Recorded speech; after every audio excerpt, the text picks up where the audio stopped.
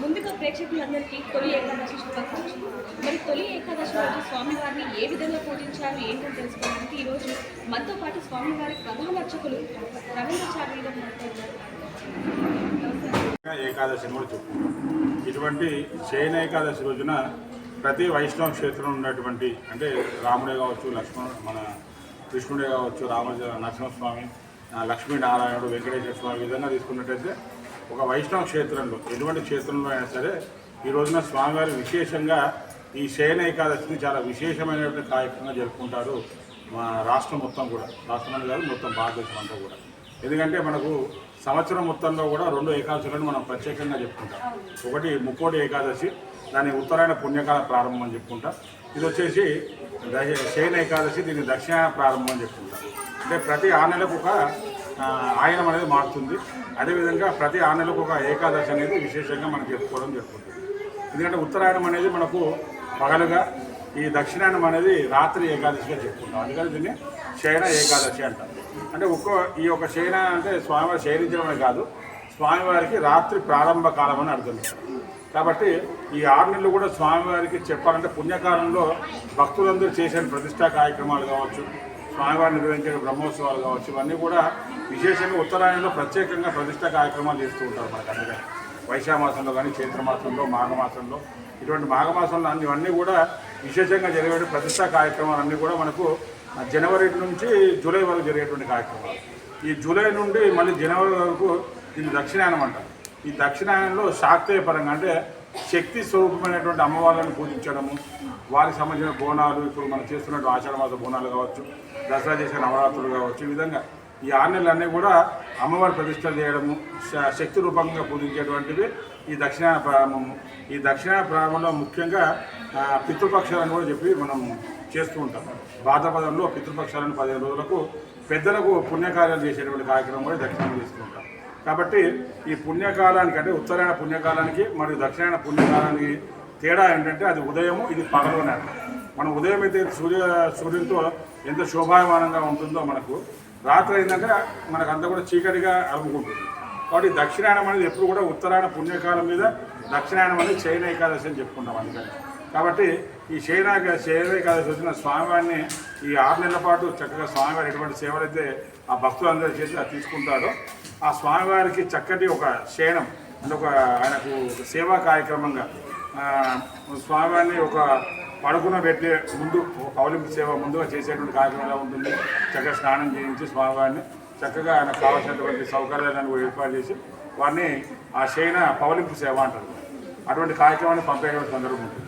కాబట్టి ఈ రోజున కూడా అన్ని వైష్ణవ క్షేత్రాల్లో కూడా చక్కగా స్వామివారికి అభిషేకం నిర్వహిస్తారు. వారి శక్తిని బట్టి మన సనాతన దేవాలయంలో అయితే కనుక అష్టోత్తర శతకలశాభిషేకం అని 108 కలశాలతో 108 లీటర్ల పాలతో పంచామృతాలు, అదేవిధంగా సుగంధ ద్రవ్యాలు అన్నింటితో కూడా చక్కటి విశేష అభిషేకం చేయిస్తాం. మార్నింగ్ బ్రహ్మ ముహూర్తంలో ప్రారంభం చేసి 7:30 గంటల వరకు కూడా. ఆ తర్వాత 8 గంటల నుండి 9:30 గంటల వరకు మళ్ళీ స్వామివారికి చక్కగా శుభ్రం చేసి అలంకరణ చేసుకొని మళ్ళీ 9:30 గంటల ప్రాంతం నుండి 1,00,000 తులసి దళాలతో ఇప్పుడు చూసినట్లయితే కనుక స్వామివారు మనకు చక్కగా లోపల కనపడుతున్నారు. ఆ 1,00,000 తులసి దళాలతో మొత్తం ఎటువంటి పూలు అనేవి ఎక్కువ వాడకుండా మొత్తం తులసి ఏకాదశి అనేది విశేషంగా తులసితో మనం ఎంత పూజిస్తామో అంతటి ప్రతిఫలం మనకు కలుగుతుంది అనేది మన శాస్త్రం చెప్తుంది. అందుకనే ఆ ఏకాదశి రోజు తులసితో ఎవరైతే పూజిస్తారో వారికి చక్కటి ఫలితాలు. అందులో ముఖ్యంగా ముక్కోటి ఏకాదశి, శయన ఏకాదశి, ఈ 2 ఏకాదశి రోజున స్వామివారి తులసి అర్చనలో పూజించే భక్తులందరికీ కూడా చక్కటి ఫలితాలు కలుగుతాయి. అందుకని ఇక్కడ అందరినీ భక్తులందరినీ కూడా కూర్చోబెట్టి ఇంతకుముందు చూసినట్లయితే కనుక కొన్ని 100 మంది భక్తులు మన పూజా కార్యక్రమంలో పార్టిసిపేట్ చేస్తారు. వారందరూ కూడా చక్కగా కూర్చొని స్వామివారి విష్ణు సహస్రనామాన్ని చెప్పడము, ఇక్కడ ఉన్నటువంటి అర్చకులందరూ కూడా స్వామివారి చక్కగా లక్షగా తులసి దళాన్ని మాలగా మరియు దళాలుగా స్వామివారి పద్మం నుండి మొదలుకుంటే కిరీటం వరకు కూడా ఆ స్వామివారిని ఆ తులసి దళాలతో అలంకరణ చేయడం, ఇటువంటి కార్యక్రమం నిర్వహించి ఆ స్వామివారికి చక్కగా శయనానికి పౌలింపు సేవ పంపడానికి ఈ రోజున స్వామివారికి ఈ యొక్క కార్యక్రమాన్ని చేసి అతన్ని స్వామివారిని ఆ యొక్క సేవ పంపడం జరుగుతుంది. అయితే గురుగారు చాలా మటుకు చూసుకుంటే స్వామివారికి తులసి మాలనే సమర్పిస్తూ ఉంటారు. దానికి గల కారణం అంటే ఈ తులసి మాల అనేది స్వామివారికి ఇప్పుడు మనకు వైష్ణవ సాంప్రదాయంలో తులసి అనేది స్మారసామన శివునికి వచ్చి బిల్వం అనేది మనకి 2 వృక్షాలు చాలా దేవతా వృక్షాలుగా చెప్పుకుంటాం. కాబట్టి ఇక్కడ ఈ విష్ణువు కూడా మన సంవత్సరంలో ఒకే ఒకసారి బిల్వం సమర్పిస్తాం. ఇక్కడ కూడా అక్కడ శివరాత్రి సందర్భంలో కూడా తులసి సమర్పిస్తారు శివునికి. అంటే సంవత్సరంలో ఒకేసారి ఎప్పుడు పడితే అప్పుడు అక్కడ శివునికి తులసితో చేయడానికి లేదు, ఇక్కడ స్వామివారి బిల్వాలతో చేయడానికి లేదు. ఆ విధంగా వైష్ణవ క్షేత్రంలో ఆరాధించే వాళ్ళందరూ కూడా తులసిని ప్రామాణికంగా ఎందుకు తీసుకుంటారంటే లక్ష్మీ అమ్మవారితో స్వరూపమైనటువంటిది కాబట్టి తులసి ఆ అమ్మవారిని, ఆ తులసి అమ్మవారితో ఎవరైతే స్వామివారిని పూజిస్తారో ఆ లక్ష్మీ అనుగ్రహం వారికి కలుగుతుంది అనేది మన శాస్త్రం చెప్తున్న విషయం. అంటే ఈ రోజు ముఖ్యంగా ఈరోజు చూసుకుంటే అమ్మవారిని కూడా ప్రార్థించాలి అంటారు. అమ్మవారిని మనం ప్రత్యేకంగా ప్రార్థించే అవసరం లేదు. మీరు చూసినట్టయితే స్వామివారి వక్షస్థలం మీద కనబడుతూ ఉంటుంది అమ్మవారు. ఎప్పుడు ప్రత్యేకంగా అమ్మవారిని తీసుకొచ్చి మనం స్వామివారి దగ్గర పెట్టే అవసరం లేదు. ఆ స్వామివారి వక్షస్థలంలోనే అమ్మవారు ఉంటుంది. అందుకనే స్వామివారికి అభిషేకం ఎప్పుడు కూడా మనకు అన్ని దేవాలయాల్లో కూడా ఒక శుక్రవారం నాడు మాత్రమే స్వామివారికి లక్ష్మీ సమేతంగా అభిషేకాన్ని చేస్తూ ఉంటారు. ఎందుకంటే ఆ లక్ష్మితో కూడుకోవడే స్వామివారు అభిషేక కార్యక్రమం నిర్వహించుకుంటూ ఉంటారు. అందుకనే ప్రతి వైష్ణవ క్షేత్రంలో కూడా శనివారం రోజు స్వామివారి విశేష పూజలు ప్రసాద సేవలు మాత్రమే ఉంటాయి. అభిషేకం అనేది మాత్రం శుక్రవారం నాడు లక్ష్మీ సమేతంగానే నిర్వహించుకుంటాడు ఆ స్వామివారు. మీరు చూసినటువంటి దేవాలయం శ్రీ శరత్ నగర్ హనుమాన్ దేవస్థానంలో వెంచేసినటువంటి కళ్యాణ వెంకటేశ్వర స్వామి వారి దేవాలయాన్ని మీరు దర్శించడం జరుగుతుంది.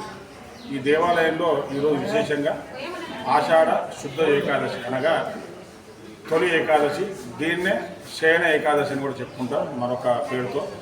మరి ఈ తొలి ఏకాదశి అనేది ఎందుకు మనకు ప్రాశస్త్యం వచ్చింది అంటే ఈ రోజు నుండి అనగా ఈ ఆషాఢ మాసంలో వచ్చేటువంటి ఏకాదశి నుండి మనకు పండుగలన్నీ కూడా ప్రారంభమవుతాయి. ఈ తొలి ఏకాదశి తర్వాత వచ్చేటువంటి గురుపున్నమి, ఆ తర్వాత వచ్చేటువంటి బోనాలు, ఆ తర్వాత శ్రావణ మాసంలో వచ్చేటువంటి వరలక్ష్మి వ్రతము, ఈ విధంగా వినాయక చవితి, అదేవిధంగా దసరా నవరాత్రులు, ఇవన్నీ కూడా ఈ తొలి ఏకాదశితో ప్రారంభమవుతాయి. కాబట్టి దీన్ని దక్షిణాయనంలో వచ్చేటువంటి మొదటి ఏకాదశి కాబట్టి తొలి ఏకాదశి అని చెప్పుకుంటాం. ఈ యొక్క తొలి శయన ఏకాదశి. మరి శయన ఏకాదశి అంటే ఏంటి అంటే మనకి స్వామివారిని విశేషంగా వైష్ణవ క్షేత్రాలలో పూజించేటువంటి భక్తులు కావచ్చు, వైష్ణవ సాంప్రదాయకంగా స్వామివారిని పూజించే భక్తులందరికీ కూడా ఇది చాతుర్మాస దీక్ష అంటారు. ఇక్కడ నుండి మొదలుకొని 4 నెలలు అనగా కార్తీక మాసంలో వచ్చేటువంటి ద్వాదశి వరకు, శ్రీరామ ద్వాదశి వరకు 4 నెలలు చాతుర్మాస దీక్ష అని చెప్తారు.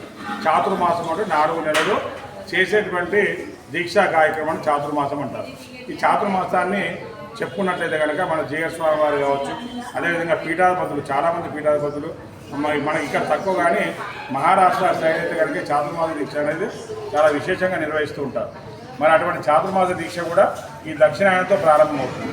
అందుకనే ఈ దక్షిణాయన కార్యక్రమానికి ప్రారంభంగా ఈ తొలి ఏకాదశి, దీన్నే చాతుర్మాస దీక్ష శయన ఏకాదశి. శయన ఏకాదశి అంటే స్వామివారికి రాత్రి ప్రారంభ కాలం అని అర్థం. మరి ఉత్తరాయణ పుణ్యకాలంలో స్వామివారికి పగలు అని చెప్పుకుంటాం, దక్షిణాయన ప్రారంభ కాలంలో వచ్చేటువంటి ఏకాదశిని శయన ఏకాదశి, రాత్రి ప్రారంభ కాలం అని చెప్పుకుంటాం. అనగా ఆ వైష్ణవ క్షేత్రంలో స్వామివార్లకి ఆ వెంకటేశ్వర స్వామివారు కావచ్చు, అదేవిధంగా రాముడు కావచ్చు, కృష్ణుడు కావచ్చు, వైష్ణవ క్షేత్రాల్లో ఉన్నటువంటి ప్రతి ఒక్క దేవుళ్ళకు కూడా ఈ యొక్క ఉత్తరాయణ దక్షిణాయనాలు ఒకటి ఉదయము, మరొకటి రాత్రిగా ఈ 2 ఏకాదశి చెప్పుకుంటాం. అటువంటి ఏకాదశే ఈ శయన ఏకాదశి. ఈ రోజున ప్రతి వైష్ణవ క్షేత్రంలో కూడా చక్కగా స్వామివారికి ఉదయం బ్రహ్మముహూర్తంలో చక్కటి అభిషేకాలు, ఆ తర్వాత స్వామివారి విశేషంగా అలంకరణ, ఆ తర్వాత తులసి దళాలతో విశేష లక్ష తులసి అర్చన ఇత్యాది పూజా కార్యక్రమాలను నిర్వహించి భక్తులందరికీ కూడా చక్కటి స్వామివారి ఆశీర్వచనాన్ని ఇచ్చిన తర్వాత హారతి మంత్రపుష్పం ఇచ్చేసి భక్తులందరికీ కూడా ఈ తొలి ఏకాదశి రోజున చక్కగా ఆ స్వామివారి యొక్క ఆశీర్వచనాన్ని భక్తులందరికీ కూడా కలిగింపజేసేటువంటి విశేషమైన రోజు ఈ తొలి ఏకాదశి.